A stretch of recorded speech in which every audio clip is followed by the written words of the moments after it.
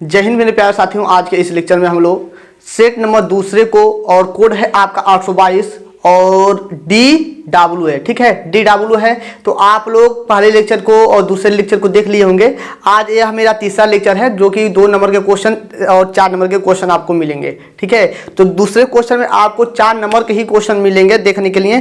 तो यह भी क्वेश्चन जो भी दिया है, ठीक है, यह आपका जो स्टार लगाया है यह पहला क्वेश्चन जो है हटा दिया गया है, लेकिन हम लोग पढ़ लेते हैं, ठीक है। शायद आपके पेपर में देखने को मिल जाए तो दिक्कत है, ठीक है। तो दिया क्या है स्क्रीन पर हर एक क्वेश्चन दिखेगा। दर्शाइए कि एक धनात्मक विषम पूर्णांक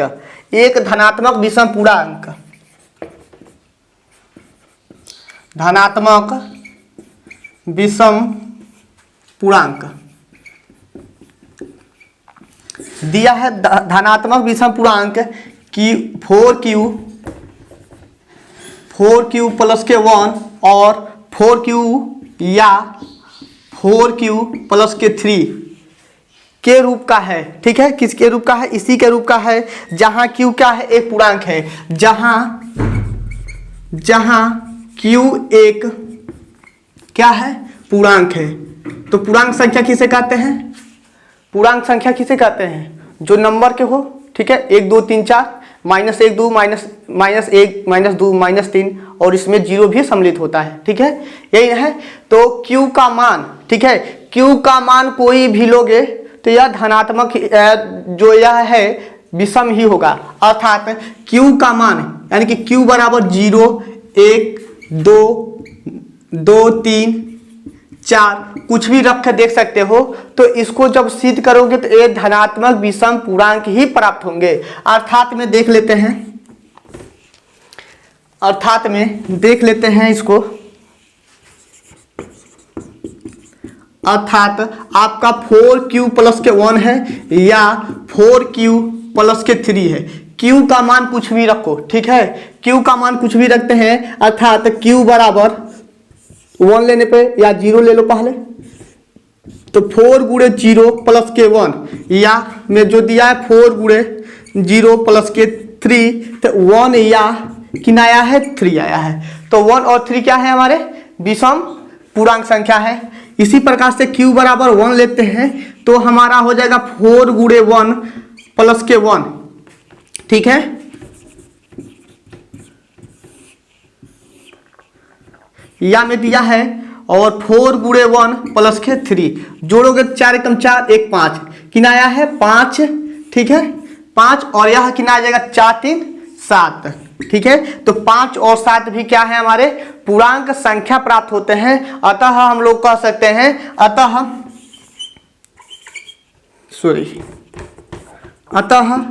q के प्रत्येक मान के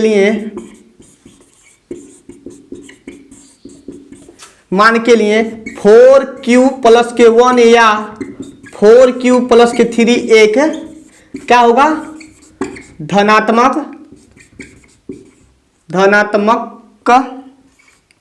पूर्णांक, धनात्मक विषम पूर्णांक, ठीक है।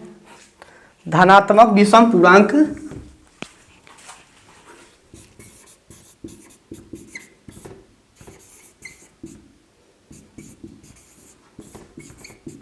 होगा, ठीक है।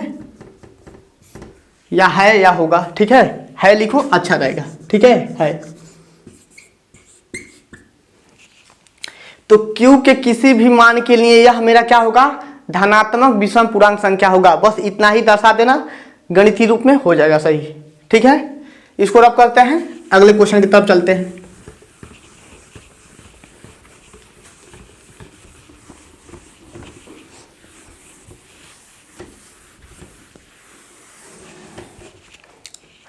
अगला क्वेश्चन है, दिया है कि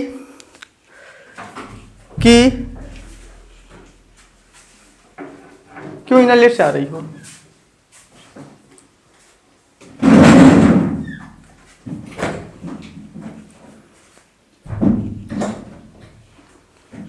बंद मत करो, कोई फिर से आएगा तब क्या करोगे?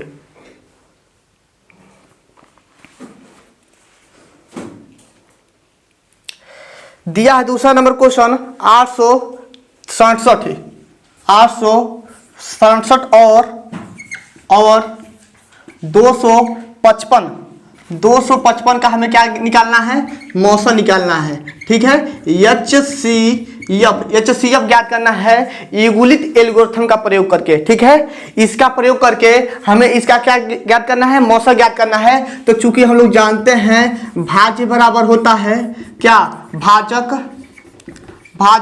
गुणे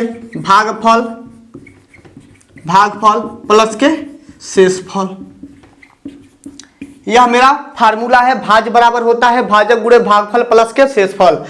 भाज्य को A से, भाजक को B से, भागफल को Q से, प्लस शेषफल को R से, इसी से प्रदर्शित करते हैं। ठीक है, तो A कितना है आपका यहाँ पर, A इन दोनों में से A कौन सा होगा और B कौन सा होगा, इतना बस सर्च करो तो। A और B क्या है, A का मान कितना है 867, अब B का मान कितना है 255। ठीक है, इंटू Q प्लस के R, Q और R के जगह पे क्या रखें, अब बस इतना ही सर्च करना है। ठीक है, गुणक चिन्ह लगाते हैं, प्लस का चिन्ह लगाते हैं। यहाँ पर जो बॉक्स इसको बना लेते हैं, इन दोनों के जगह पे क्या होगा। ठीक है, तो हम 255 का भाग लगाएंगे, इसमें कितना बार में जाएगा, 7 बार में, बकलोल कहीं के। 255 भागा 867 करोगे, ठीक है, तो यह कितना बार में जाएगा, 4 बार में तो जाएगा नहीं, 3 ही बार में जाएगा। कितना बार में जाएगा, 3 ही बार में जाएगा। तो 5 तिया 15, 5 तिया 15 और 5 तिया 15 एक 16 हो गया। ठीक है, और 3 दूना 6, नहीं तो होगा 3 6 एक 7 होगा, 7, 3 दूना 6 एक 7, घटा लो कितना आएगा, यह 2 0 और 1, कितना आया शेषफल। तो यहाँ पर जो यह क्या है, भागफल है, तो भागफल के जगह पे 3 और शेषफल के जगह पे कितना 102। बस इतना ही सा कंसेप्ट है, हमेशा यह भाग करके निकाल लेना, यदि नहीं निकालने आता है डायरेक्ट तो भाग करके इसको इससे भाग करना, कितना बार में जा रहा है, शेषफल के जगह पर शेषफल लिखेंगे, भागफल के जगह पर भागफल लिखेंगे। अब कुछ भी नहीं करना है, बस एक ट्रिक है, इस 255 को यहाँ पर कर देंगे और 102 को B के जगह पर कर देंगे। बस इतना ही सा कंसेप्ट है कि 255 को हम लोग क्या करेंगे, A के जगह पे कर देंगे और 102 को क्या करेंगे, B के जगह पे कर लेंगे और पुनः खंडा बना लेंगे, और प्लस है तो प्लस पुनः यहाँ पर खंडा बना लिए। ठीक है, इतना ही से काम करना है। 102 से भाग लगाएंगे 255 में, तो कितना बार जाएगा, 2 बार में, तो 2 बार में जाएगा। और शेषफल कितना बचेगा, 51 ना, 51 बचेगा, 51 बचेगा। पुनः हम क्या करेंगे, यह 102 को A के जगह पे करेंगे और 51 को B के जगह पे करेंगे, यानी कि 102 यहाँ पर होगा और यहाँ पर हो जाएगा 51। गुणते बॉक्स बना लो, प्लस के यहाँ पर भी बॉक्स बना लो। इन दोनों बॉक्स की जगह पे क्या होगा, तो इसका पहाड़ा पढ़ो, यानी कि भाग लगाओ, तो कितना बार में जाएगा आपका, 2 बार में। 2 बार में पूरा जाएगा और शेषफल बचेगा, शेषफल 0 हुआ। शेषफल कितना हुआ, 0 हुआ। यह काम तब तक करना है जब तक शेषफल 0 न आ जाए। HCF ज्ञात करने के लिए एल्गोरिथम का प्रयोग जब करेंगे तो यह काम तब तक करेंगे जब तक आपका शेषफल 0 ना आ जाए। तो यहाँ पर HCF कितना होगा, HCF कितना होगा, कौन बताएगा, 51। कितना होगा, 51। जो यहाँ पर आता है B के जगह पे जो आता है वही मेरा क्या होता है, HCF, यानी कि 51।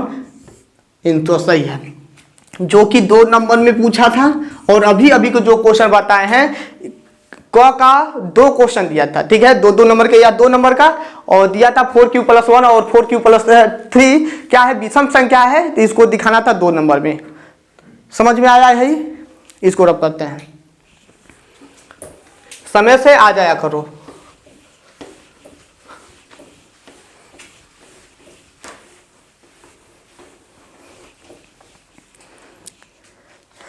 अगला क्वेश्चन है, दिया है एक सीधा राजमार्ग, ठीक है, एक सीधा क्या है, राजमार्ग है, एक मीनार के पाद तक जाता है।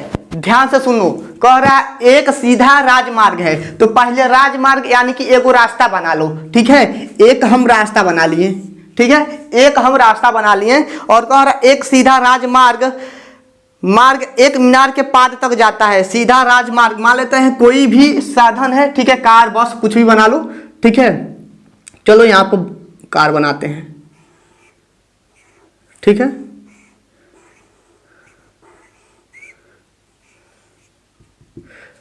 चलो सही है। और यहाँ पर एक कार है, ठीक है, यहाँ पर एक कार है जो सीधा रेल मार्ग के द्वारा, ठीक है ना, इस क्या है मान लेते हैं सड़क है, इस सड़क पे चल रहा है, और यहाँ पर क्या है आपका मीनार है, यहाँ क्या है आपका मीनार है,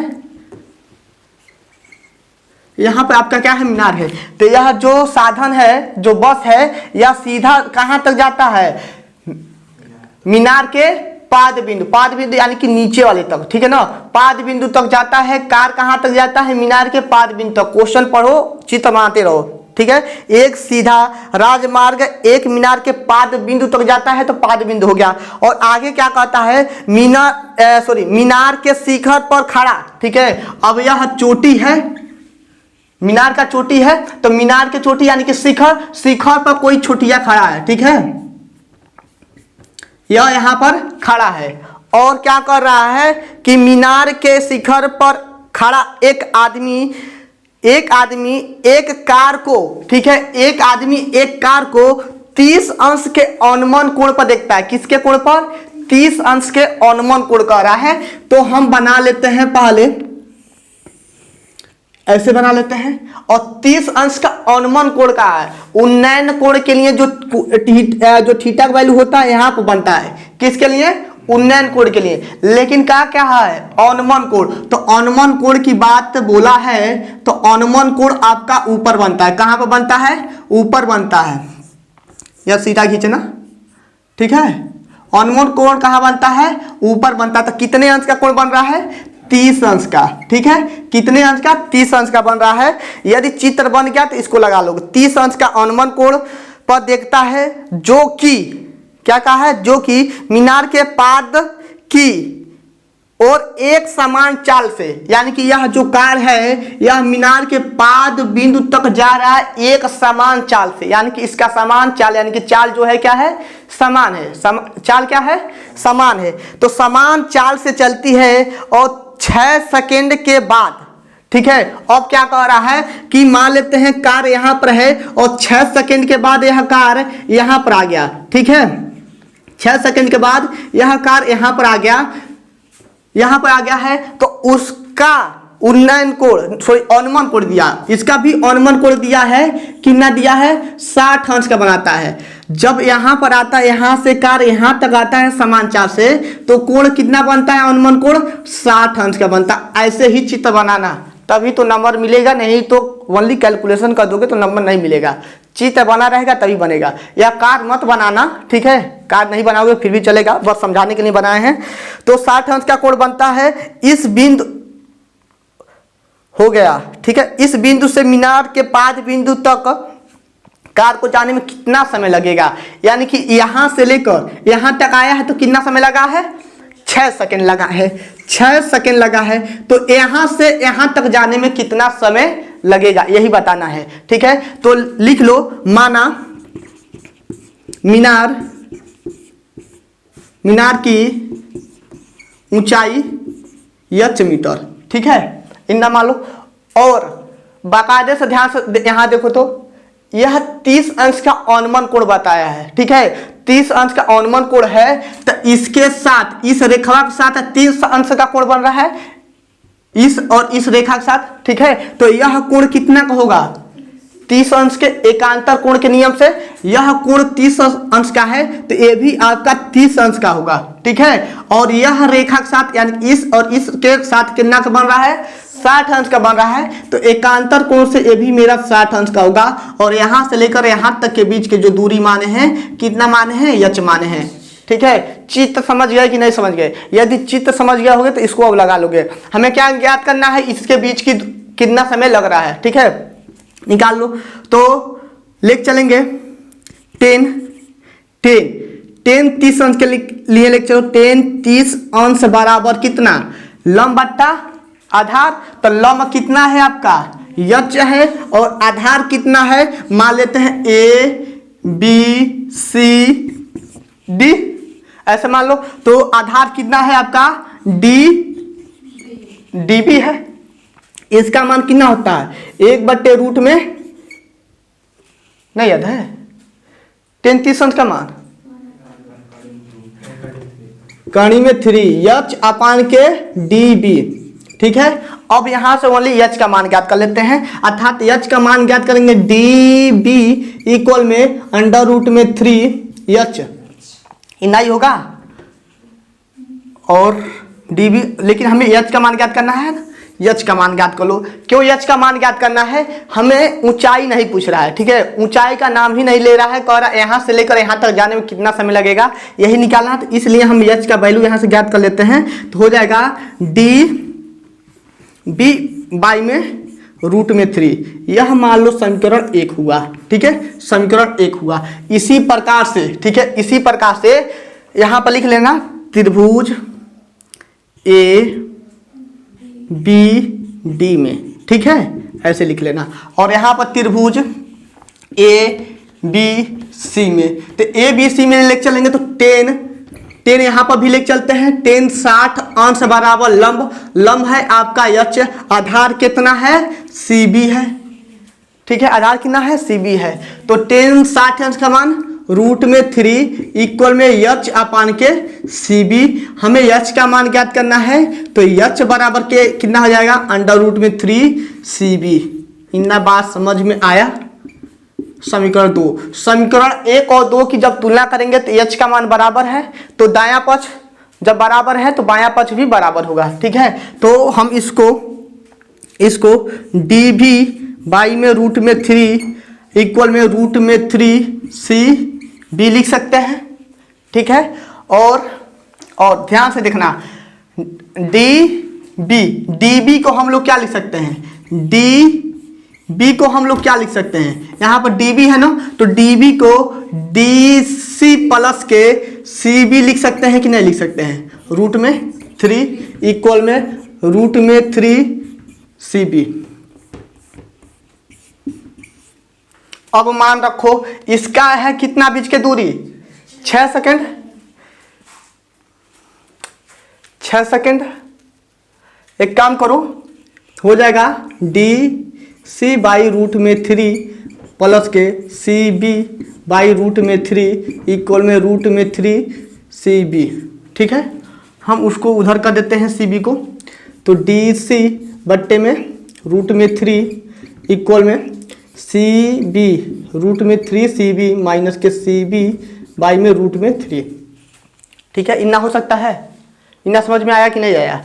हम यानी कि जात को एक तरफ किए हैं, CB है CB को एक तरफ कर लिए हैं। तो इसका जब हर बराबर करेंगे तो 3 CB माइनस के CB, इतना बात समझ में आया। इसका गुणा इसमें करेंगे तो 3 हो गया, CB माइनस के CB बाई में कितना हो जाएगा, √3। और यहाँ पर DC बाई में √3, ठीक है, √3 बर्बाद हो गया, ठीक है। और 3 CB में से 1 CB घटाएंगे तो कितना आएगा इसका, DC इक्वल में कितना आ जाएगा, 2 CB ना, 2 CB। और हमें मान किसका ज्ञात करना है, CB का मान ज्ञात करना है, CB का मान ज्ञात करना है। और यहाँ से लेकर यहाँ तक के बीच की दूरी कितना है, कितना समय लग रहा है, 6 सेकंड का ना। तो 6 सेकंड यह और यह 2 गुणा में है, तो नीचे आएगा तो भाग होगा CB, यानी कि CB इक्वल में कितना हो गया, 3 सेकंड। 2 3 6, तो यहाँ से लेकर यहाँ तक जाने में कितना समय लगेगा, 3 सेकंड का लगेगा, ठीक है। समझ में आया है, समझ में आया है कि नहीं आया। ऊंचाई की बात नहीं किया था, इसलिए ऊंचाई को छोड़ते हुए, ठीक है, हमें यह बस ज्ञात करना है, ठीक है, हमें यह बस ज्ञात करना था। तो दोनों का H का तुलना कर लिए हैं, क्योंकि दूरी हमारे बराबर है, मीनार की ऊंचाई बराबर है और चाल भी समान है, चाल तो समान था ना। इतना बात समझ में आया कि नहीं आया, लग जाएगा, रब कर दे।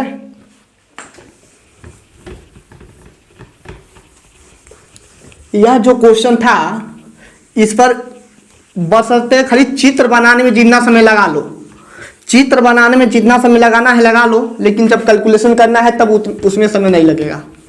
किसी भी हर हालत में करके हमको आंसर लाना है।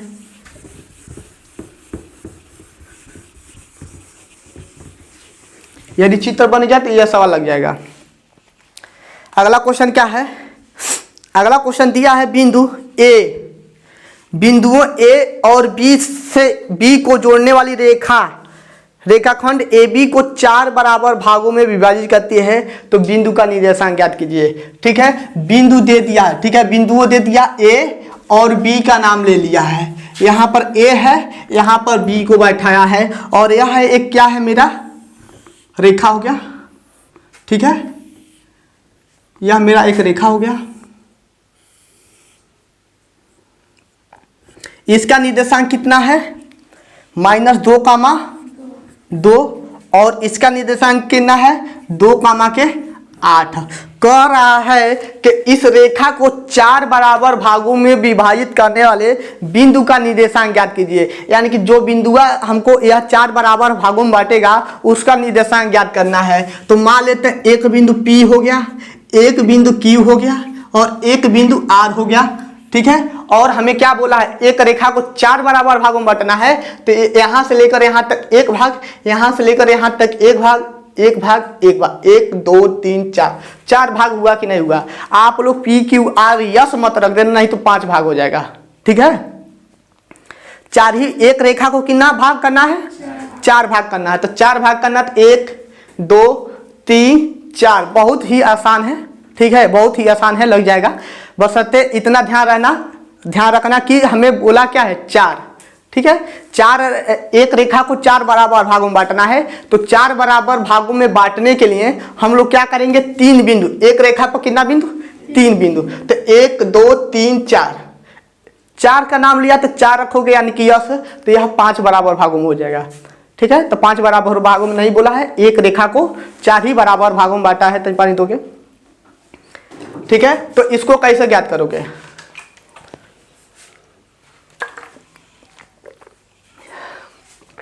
इसको कैसे ज्ञात करोगे? हम ज्ञात करते हैं बिंदु P का निर्देशांक। ठीक है, बिंदु P का निर्देशांक ज्ञात करते हैं, तो लिखेंगे रेखा AB पर बिंदु P का निर्देशांक। ठीक है, बिंदु P का निर्देशांक। तो निर्देशांक का सूत्र क्या होता है? और ध्यान रहे, 1 2 3 4, 4 भाग हो रहा है ना, तो यहां से लेकर यहां तक का कितना होगा? 1 होगा, और यहां से लेकर यहां तक कितना होगा? 3 भाग होगा कि नहीं भाग होगा? तो M और N का मान कितना आया? यानी कि M1 और M2 का मान कितना आया? 1:। ठीक है, M1 संबंधे M2 का जो मान आया है 1:3 का आया है। ठीक है, रेखा किसके लिए? रेखा AB पर, रेखा AB के लिए बिंदु P का जो निर्देशांक है, निर्देशांक ज्ञात करने के लिए आप लोग अंतः बिंदु का निर्देशांक जानते हैं। अंतः बिंदु करने वाले जब बाह बोले तो बाह का, अंतः कहे तो अंतः का, जब क्वेश्चन में कुछ भी ना बोले तो अंतः का लगाते हैं हमेशा प्लस वाला। यानी कि इसका क्या होता है? यहाँ पर लिखते हैं x, y। ठीक है, x, y, x, y क्या होता है आपका बीपी? M1, यहाँ पर M1 लिखेंगे प्लस के M2 लिखेंगे। सेम चीज यहाँ पर भी लिखेंगे, M1 लिखेंगे और यहाँ पर भी M2 लिखेंगे। ठीक है, अब यहाँ पर 1 है तो 1 तो आएगा नहीं, क्या आएगा? x का, x यहाँ पर भी रहेगा, x यहाँ पर भी रहेगा। ठीक है, इतना याद कर लो कैसे लिख रहे हैं। और y के लिए भी हमारा यही रहेगा, M1 प्लस के M2, y में M1 प्लस के M2। सूत्र कैसे याद करते हैं इतना ध्यान से देख लो। सब में इसको रखते हैं M1 plus M2, M1 plus M2, सब में वही काम किए हैं। इतना समझ में आया? अब यहाँ पर रहेगा x पहले है ना, तो x, यहाँ पर भी x लगा लेते हैं और यहाँ पर भी x। यहाँ पर y है तो y के लिए है तो y हो गया, यहाँ पर भी y हो गया। ठीक है, यहाँ पर 1 है तो 1 के बाद क्या आता है? 2 आता है तो 2 लिख लो। 2 है तो 2 के बाद क्या आएगा, 3 आएगा, लेकिन 3 तक नहीं जाना है, 2 ही बिंदु है तो पुनः हम 1 पर आ जाएंगे। ठीक है, पुनः हम 1 पर आ जाएंगे। सेम कंडीशन यहाँ पर भी 2 और 1। इतना बात समझ में आया। m1 का मान कितना 1, x2 का मान कितना, नहीं समझ में आ रहा है। ये समझ में आया कि नहीं आया, नहीं समझ में आ रहा है तो यहाँ पर नोट में लिख लो x1 और x2। ठीक है, ऐसे छांट लो। x1 का मान है -2 और इसका मान है 2। ठीक है, y1 का मान कितना है आपका 2 है और y2 का मान कितना है 8 है। इतना हो गया। अब रखो, आसानी से हो जाएगा। कितना है 2 प्लस के 3 गुणे -2, यह हो जाएगा 1 प्लस के 3। यह 1 प्लस के 3 लिख रहे हैं, समझ में आ रहा है कि नहीं आ रहा है, यही तो जांच करनी। यदि यह समझ गए, m1 और m2 का मान समझ गए, तो इसको अब लगा लोगे। संबंधे कैसे चलेंगे, यहाँ से लेकर यहाँ तक चल रहे हैं 1 दूरी चल रहे हैं और यहाँ से लेकर यहाँ तक 3 दूरी चल रहे हैं, तो बिंदु P के लिए हो जाएगा 1 संबंधे के 3। ठीक है, कामा यहाँ पर 1 गुणे y1 का y2 का मान 8 प्लस के m2 का मान कितना 3 और y1 का मान 2, 1 प्लस के 3। इसका कैलकुलेशन करो, हो जाएगा 2 माइनस के 6 बाई में 4, 8 प्लस के 6 बट्टे में 4। इसको सॉल्व करो, -4/4 और इसको कितना 14/4। चलो इसको काटेंगे तो -1। ठीक है, और यह कटेगा 2 बार में, यानी कि 7/2। तो हमारा बिंदु P का निर्देशांक कितना आया -1,7/2। ठीक है, -1,7/2। ठीक है, स्क्रीनशॉट ले लो और इसको रफ नहीं करेंगे। ठीक है, अब लिखेंगे बिंदु Q के लिए। ठीक है, अब लिखते हैं बिंदु Q के लिए। किसका लिए, बिंदु Q के लिए। तो बिंदु Q के लिए लिखोगे तो अब हमारा m1 और m2 का मान बदलेगा। ठीक है, m1 और m2 का मान बदलेगा, यहां से लेकर यहां तक एक बार और यहां से लेकर यहां तक। ठीक है, तो कितना होगा आपका 2 संबंधे 2। ठीक है, 2 संबंधे 2, यानी कि इसको जब काटोगे तो 1 संबंधे 1 का आएगा। ठीक है, 2 संबंधे 2 आया है ना, तो इसको काटोगे तो इसको ऐसे तो भी लिख सकते हो 1 संबंधे 1। चलो 2 पर ही रख के लगाओ, 2 पर ही रख के लगाओ, 2 संबंधे 2। यह 2 संबंधे 2 आया है, समझ में आया कि नहीं आया। चलो यहां से अब रफ करते हैं, यानी कि यहां पर होगा 2, यहां पर भी होगा 2। ठीक है, और यहां पर होगा 2 प्लस के 2। इनाई तो होगा, बस इनाई चेंज कर रहे हैं। यहां पर होगा आपका 2, यहां पर भी होगा आपका 2 और 2 प्लस के 2। ठीक है, अब बताओगे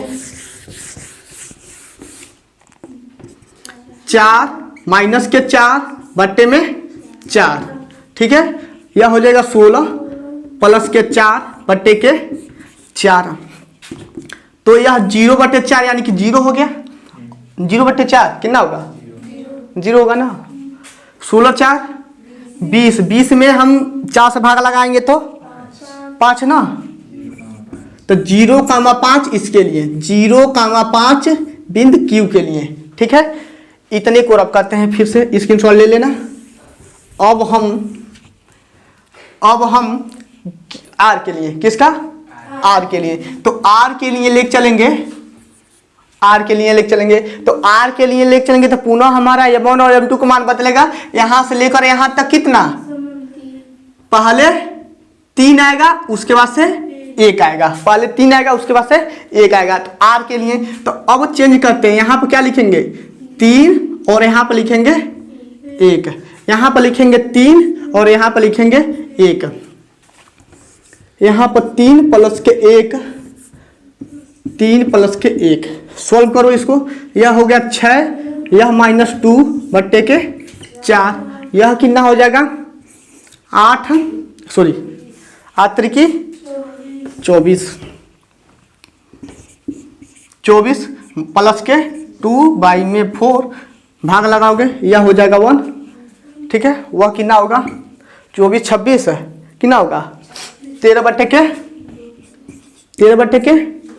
2, 13 बटे के 2 यानी कि 1 कमा 13 बटे के 2। ठीक है, आंसर आया है कि नहीं आया है? आया है। लगाने का प्रोसेस सही है तो आएगा क्यों नहीं। चलो ठीक है, आया है। आगे चलते हैं। अगला क्वेश्चन क्या है? अगला क्वेश्चन भी अच्छा है, स्क्रीनशॉट ले लेना आप लोग।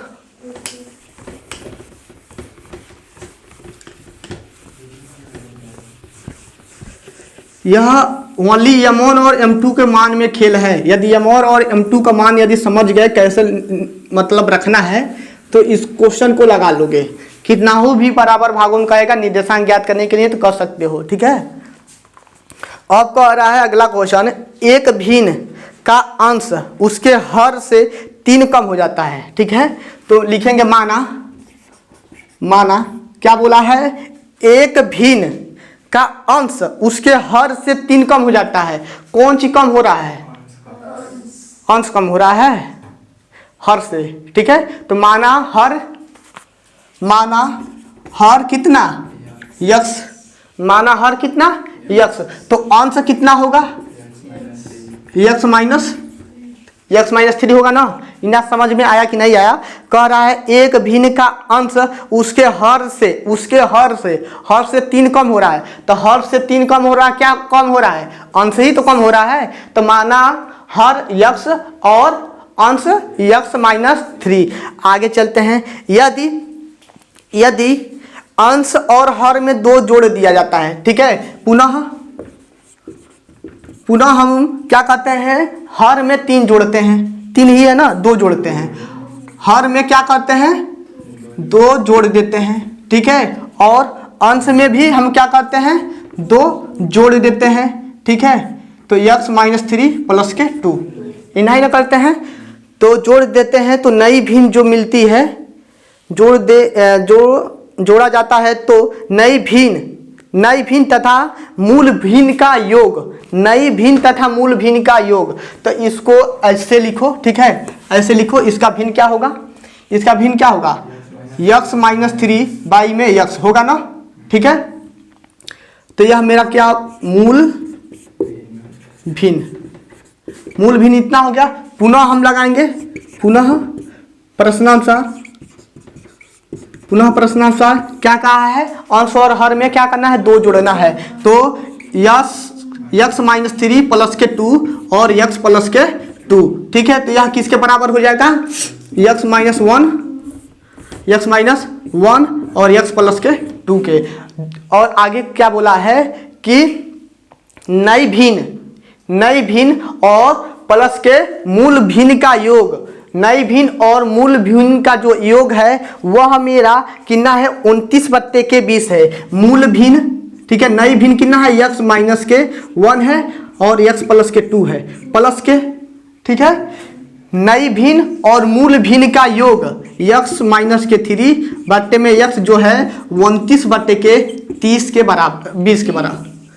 चलिए 20 है, इसके बराबर है। ठीक है, यदि क्वेश्चन समझ लिए तो अब यहाँ से तो कैलकुलेशन कर ही सकते हो ना। कैंची गुणा कराकर हर बराबर कर लो, इसका गुणा इसमें, तो x स्क्वायर माइनस के x प्लस के x माइनस 3 और x प्लस के 2। ठीक है, बाई में x स्क्वायर प्लस के 2x इक्वल में 29 बट्टे के 20।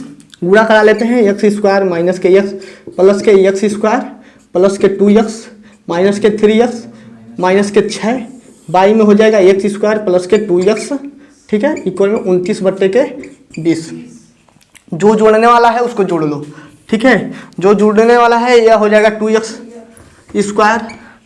ठीक है, और इसको जोड़ेंगे, इसको तीनों को जोड़ो, इसको कितना होगा? 3 माइनस 4 माइनस 2 2x सही है ना। माइनस 2x माइनस के 6 बाई में x स्क्वायर प्लस के 2x इक्वल में कितना हो जाएगा? 29 बट्टे के 20। इनाई तो होगा। पुनः हम कैंची गुणा करा देते हैं। ठीक है, पुनः हम कैंची गुणा कराते हैं, तो इसका गुणा इसमें करेंगे तो 20 दूना का 40 x स्क्वायर। ठीक है, माइनस के 20 दूना 40 x माइनस के 6 दूना का 12 120 ठीक है 120, इसका गुणा इसमें करेंगे तो 29x² और प्लस के 29 दूना कितना हो जाएगा 58, 29 दूना तो कहाँ नहीं बोल रहे हो, ठीक है इतना समझ में आया। अब क्या करते हैं सबको एक तरफ कर लेते हैं, 40x² माइनस के 40x माइनस के 120 माइनस के 29x² माइनस के 58x इक्वल में 0, ठीक है। अब 40 में से 29 घटाओ कितना हो जाएगा 11x², इसमें से इसको जोड़ो घटाओ तो कितना हो जाएगा, अरे 40 यहाँ पर है और माइनस 98x है तो जोड़ोगे तो कितना होगा 98x और माइनस के 120 इक्वल में 0। अब इसका गुणनखंड कर लो, कटने वाला है 11 से नहीं कटेगा। अब इसका गुणनखंड करना है, सीधा 4 नियम का प्रयोग करके लगा लेना, ठीक है। यहाँ से क्वेश्चन मार्क, यहाँ से नहीं बताएंगे, ठीक है। सीधा 4 का नियम करके फॉलो करके लगाना है, ठीक है। मान कितना आएगा 7/10, 7/10 दिया है, चाहे जो भी आवे लगाओगे तभी तो होगा। यह आपका गुणा कराओगे तो कितना होगा 120 गुणते 11, ठीक है। तो यानी कि 0 हो गया और 11 दूना 22, 2 होगा, 11 कम 11, 11 में 2 जोड़ेंगे तो 13, ठीक है। हमें क्या करना है, ऐसा गुणा करना है कि गुणा करने पे इतना हो और जोड़े घटाएं कि सीधे 4 नियम से, गुणनखंड से नहीं होगा, गुणनखंड से भी हो जाएगा। देख लो एक बार, पहले गुणनखंड का प्रयोग करके देख लो, ठीक है। तो 10 गुणते इसमें 10 है ना, एक काम करते हैं इसको खंडित करते हैं, 12 गुणते 10 गुणते 11, ठीक है। 11 दूना 22, ठीक है, 11 दूना 22, 11 दूना 11 कम 11, 132, 132 में 10 घटाएंगे तो नहीं संभव है। किसी तरह से हर हालत में हमारा गुणनखंड विधि से भी हो जाएगा, एक बार देख लेते हैं, 1 मिनट।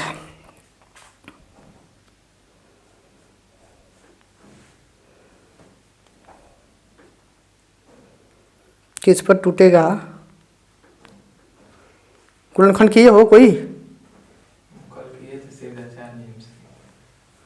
सीधा 4 नियम से, चलो देख लेते हैं। 110 गुणते 12, 110 गुणते 12 करोगे, 110 गुणते 12 करो, सीधा 4 नियम लगाओगे तो किसी को वर्ग नहीं आता है, ठीक है, तो वर्ग वाले में दिक्कत हो जाएगा। तो 110 गुणते 12 कितना होता है 1320, और इसका कितना आ रहा है 120 गुणते 11, 1320 से आ तो जा रहा है, ठीक है। तो 110 में से 12 घटाओगे तो 9 हो जाएगा, ठीक है। समझ में आया, बस यहाँ पर सोचना है। अब यहाँ पर सोचना है कि यह 1320 आ रहा है, 1320 आ रहा है, अब इसको ऐसा खंडित करना है 1320 को कि गुणा करें तो 1320 हो तो 110 गुणते 12 उतना ही होगा, और 110 में से हम 12 घटा देंगे तो 98 आ जाएगा, ठीक है। इतना बात समझ में आया, तो चलो अब लगा ही देते हैं। कितना हो जाएगा 11x² माइनस के, इसके जगह पर कितना लिखेंगे माइनस के 110x, और यह हो जाएगा प्लस के 12x माइनस के 120, ठीक है।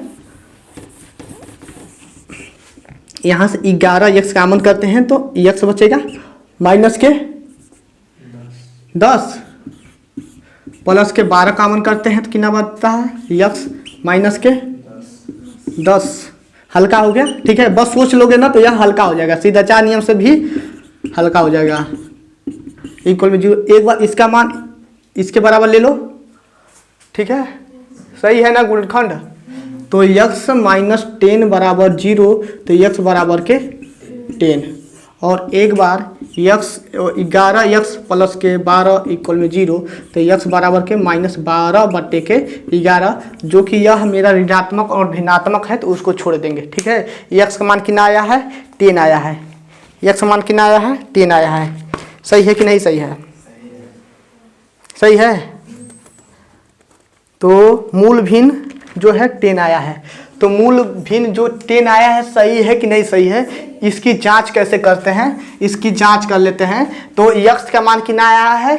10 आया है। तो नीचे हमारा हर कितना है? 10 है।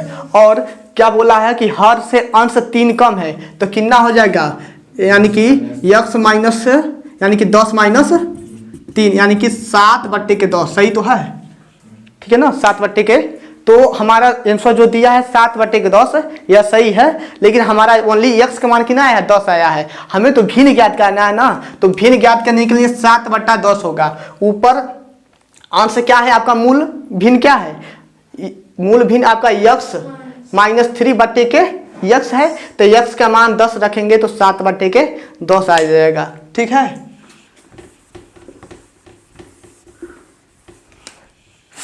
तो अतः लिख देना, अतः भिन्न क्या हो जाएगा? भिन्न कितना? 7 बट्टे के 10। यही आंसर हो गया। ठीक है, कितना समय हुआ अभी? यह आपका जो ई नंबर क्वेश्चन है यह ब्रीथ से है, जो कि ब्रीथ पूरा चैप्टर निकल चुका है तो इसको नहीं बताएंगे। ठीक है, पढ़ने से कोई फायदा नहीं है। 6 नंबर का है बड़ा क्वेश्चन, 4 नंबर का है बड़ा क्वेश्चन है तो इसको नहीं बताएंगे, जबकि निकल चुका है। जो छोटा है उसको बता दे देंगे। कितना समय हुआ विपिन अभी? अब रहने थे क्या? अब माध्य वाला है, इसमें भी बड़ा समय लगेगा ज़्यादा से ज़्यादा, तो इसको यहीं पर आने देते हैं और अगले लेक्चर में आगे पढ़ेंगे। ठीक है, ओके बाय। जय हिंद साथियों। यदि आपको कहीं पर भी डाउट हो तो आप लोग एक बार हमारे पास फ़ोन या मैसेज कर देना कि सर यहाँ पर दिक्कत है, तो हम बता देंगे। ठीक है, तो उम्मीद करते हैं जितना भी क्वेश्चन बताए हैं आपको समझ में आया होगा। फिलहाल जो भी डाउट होगा हम व्हाट्सअप ग्रुप लगा देंगे, व्हाट्सअप ग्रुप से ज्वाइन जरूर होना।